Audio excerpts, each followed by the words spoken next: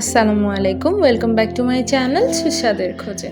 আজকে বানিয়েছিলাম এই চিকেন প্যাটি বার্গারটা। সেম রেসিপিতে আপনারা বিফ প্যাটি বার্গারও বানাতে পারবেন। এখানে প্যাটির জন্য আমি 500 গ্রাম চিকেন ব্রেস্টকে কিউব করে কেটে নিয়েছি। এবার ব্লেন্ডার জারে দিয়ে দিচ্ছি 1 চা চামচ করে আদা বাটা আর রসুন বাটা। এবার আমি এটাকে ব্লেন্ড করে নিব। এরপর এখানে আমি গুঁড়ো মশলাগুলো অ্যাড করব। প্রত্যেকটা মশলা আর মেজারমেন্ট আমি স্ক্রিনে লিখে দিব।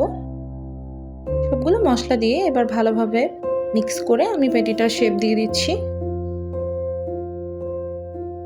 500 গ্রাম থেকে আমি বরাবর 3টা বার্গারের প্যাটি বানাবো।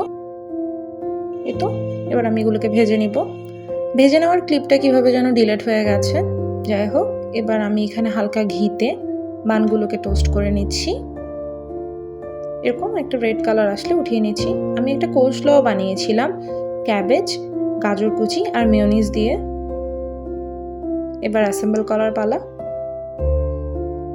এখানে পানে আমি গার্লিক মেও ব্যবহার করছি, আপনারা নর্মাল মেও ব্যবহার করতে পারেন। এরপর দিচ্ছি lettuce,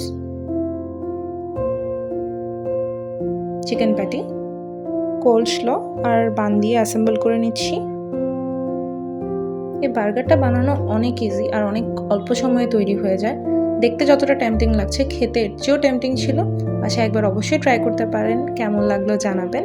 I will be back with a new recipe. Till then, Khuda Hafiz.